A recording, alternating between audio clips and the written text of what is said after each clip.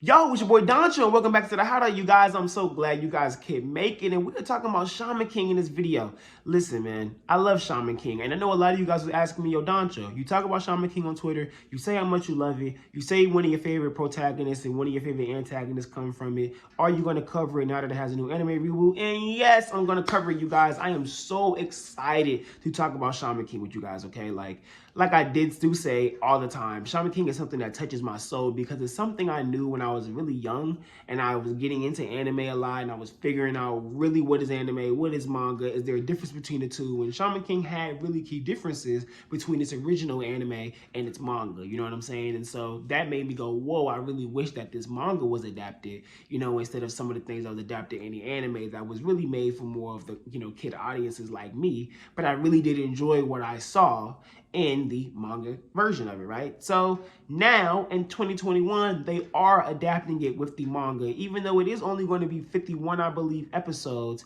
That is really not that many episodes that cover 300 chapters, which means there's going to be some pacing things done here that I'm very interested in, that I think might be a good thing for the series as a whole. Shaman King does have some pacing issues. It does have some unnecessary information that could be brought in at certain times that I think the anime is definitely going to clean up, especially after the first 2 episodes that I have watched. Now, I am recording this and episode 3 is out. I haven't seen it yet, but I'm going in talking about episode 1 and 2 only for this video because I will be doing the videos bi-weekly, meaning I'm going to be doing 2 episodes per video. You know what I'm saying? So basically, I'm not going to watch episode 3. I'm going to talk about 1 and 2, then watch 3 right after this, and then watch 4 when it comes out next week, and then do a video for y'all then, and then I'll come in with episode 5, and then this 6, and then we'll come with it just like that. You know what I'm saying? I am late doing episodes 1 and 2 reviews, so that's why you're getting it after 3 is out. Don't jump me. But other than that, you guys, I'm really excited to bring you guys Shaman King content. I'm really excited you guys are here. But before we get into it, intro.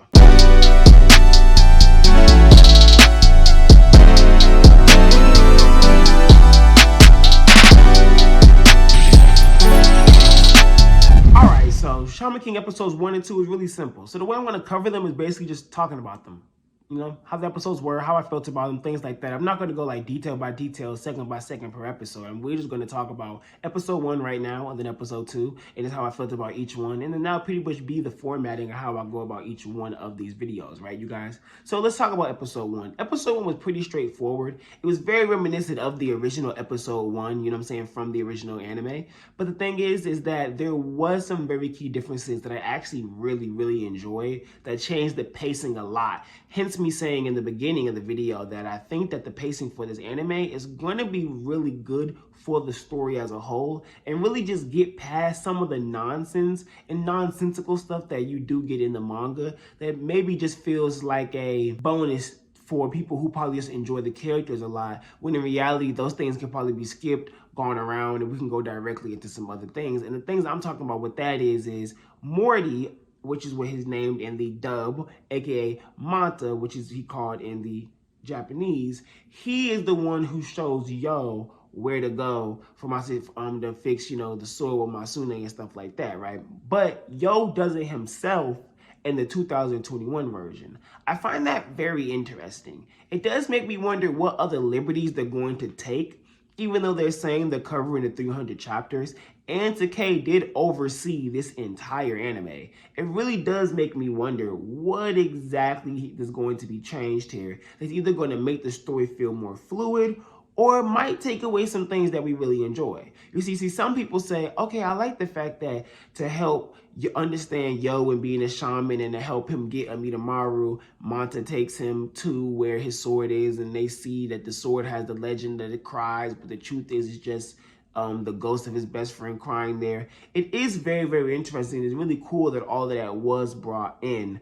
And I wonder, are they going to take away those aspects that just show you that these legends and things like that are really ghosts? over these weapons, and not weapons, but you know, items, anything, or like ghosts in general, you know, the paranormal in general. I'm wondering if they're going to skip over things like that and focus more so on the shaman versus shaman aspect of Shaman King, because I think that's why they just said we're going to just skip that, because that's something that's brought up in the beginning of Shaman King that's not really carried throughout the rest of the series. I guess it's something that is done that lets us know that it's something within the world that is a thing, that a lot of these legends that might be thought of or known in the world might just be ghosts. But it makes me also wonder, are they going to add some things in these versus moments, in these fights with characters, that is going to expand upon the world of Shaman King instead of using those type of details? Because if you take away those type of details, it just makes you wonder how much impact is going to be felt with the world and what's going on within it, especially if everything's going to be wrapped up in 51 episodes. That's a lot of stuff that's going to happen within the 51 episodes. And episode 1 did go kind of fast. It kind of covered what episodes 1 and 2 covered of the original anime, which makes me go, they really might clean up this pacing, because the original anime was 64 episodes and did not cover the entire manga. It definitely like skipped over some stuff, went directly to some things, and then did some things entirely differently. So I'm wondering, are they going to do that with this one? They're going to go directly to like the very climatic moments of this story and make sure that we just understand them and enough context to where they're still great, or are they going to make some mistakes and it not be as good? I'm just being completely honest and wondering. Other than that, the rest of the first episode was pretty astonishing, and it was pretty much exactly like the manga, which doesn't worry me at all. It makes, like I said, it makes me feel like it really might help the story. You know, you got Yo saying to Manta that he doesn't know him when he first meets him. Manta follows him around. He says, "Oh, my bad, sorry, I lied, because I can't have people knowing I'm a shaman." And, you know, you have all of those moments still. It's just, you have all of that. It's just after the situation with Ryu for the first time, Amidamaru does agree to stay with Yo because, well, he says no, but then agrees not too long after, because Yo says to him, "Oh yeah, you're thinking about just staying here for your friend. I know that already. I already talked to him. Fix your sword for you," and he's already gone to the other side to save face. So to me, that makes me feel like it makes Yo look like and feel like a much more competent shaman than what he came off as in the original anime and in the manga. Because in the manga, he got help from Manta and stuff like that. The thing is about Shaman King and the whole aspect of Yo taking Amidamaru, putting him inside of him, and then, you know, him saying it felt warm, and all of that stuff is really cool, because it just reminded me that there really is a depth for the relationship, you know, between Amidamaru and Yo, and that Amidamaru now already does feel something with him because they already have intertwined. People kind of wondering, why does he already feel some type of like connection to Yo? And I'm like, well, they literally connected in a literal sense. So you got to understand that warmth, that feeling, now they have a relationship between each other that's already pretty strong. And that already leads into the second episode, which is going directly into the smoke with Rin, right?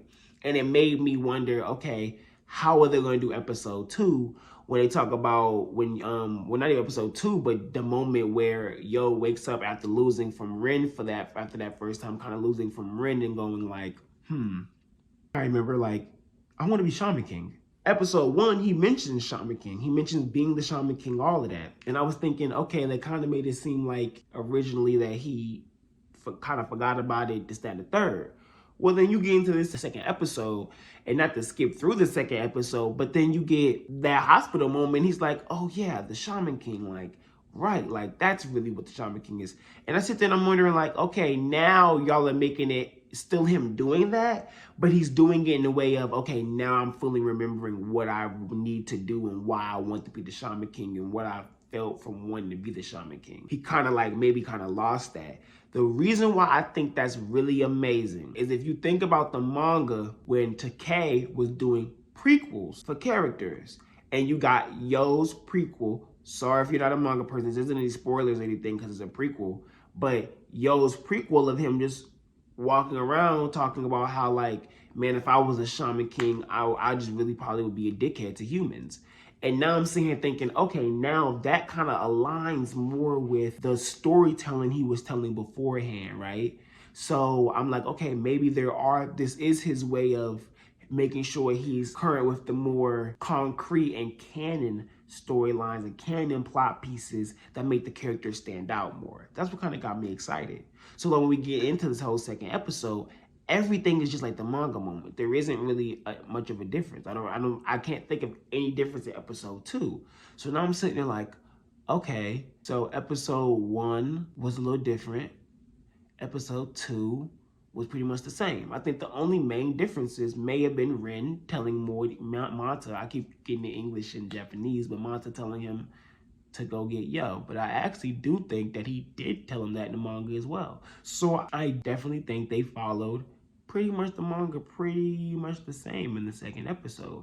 I don't think that anything was changed where I'm like, okay, this is crazy, this is massively different. That's crucial. I think they're gonna do a really good job with this. I think they're gonna do a really, really phenomenal job with this. And I think they're gonna really, really push it forward. And that second episode was amazing because now we see the clash between Rin and Yo. And now we see that first moment of them being at odds, and it feels really, really genuine. It really feels like two different sides of the coin now coming at each other, and soon we're going to get their background, we're going to get the information about each of them. And that's why I'm kind of excited to see episode 3 now that Anna has now come back, and she's all like lit, and she looks really cool, and her intro was the exact same as the manga. So I'm really interested in what they're going to do from here on out, and if they are going to be able to condense these 300 chapters into 51 episodes. That's all I'm really thinking about.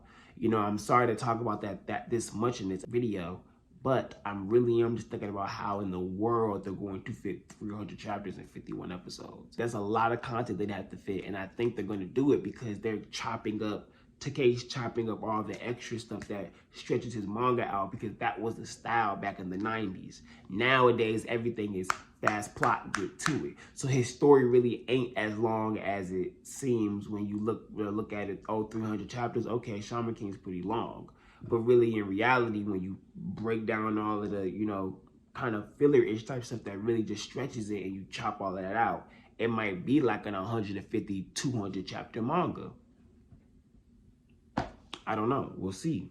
I love the animation. I love the style. I love the OST. I love everything about it. It's really refreshing. It feels great. I mean, this is a 90s manga getting a new life to it, and I'm really, really hyped by 90s, early 2000s. I think, yeah, like early 2000s, 90s manga. I'm just excited to see. I'm excited to see what it does and where it goes to. This anime is just, I'm excited for it. My nostalgia buttons are just being pushed like hard. So I'm ready to see what everything's going on. I mean, Rin is fucking badass. I love Rin. I love how great he is. I love Basan, how good Basan looks. I love how good Maru looks. I love how the cutaways in between, like, oh my gosh, it's just everything about it is just ravaging. Like, it's just amazing. And from here on out, now I'm focused on really seeing where the plot stuff's gonna go and animation, all of that stuff, and I can like get all of the fanboying out of my system, hopefully. We'll see. Yeah, you guys, that's really all I got for this video. I don't want to make these too long, too extra. Really just want to get straight to the point. Tell you guys how I feel. You know, I love Shaman King, so I'll be ranting here all day about it. So I really want to just be really precise. When I talk about episode 3 and episode 4, hopefully we'll get some more meat of everything going on in the series, so now I can dive into more. There's so much I want to say that I can't say yet until we get a little farther in, because I don't want to spoil those that it is new to, and I don't want to get too over your head until you see more what the characters have to offer and more what the power system has to do. So, as I always say, it is me, Doncho, and I appreciate you guys tuning in. Look forward to more Shaman King content from me. Peace. Young Noise.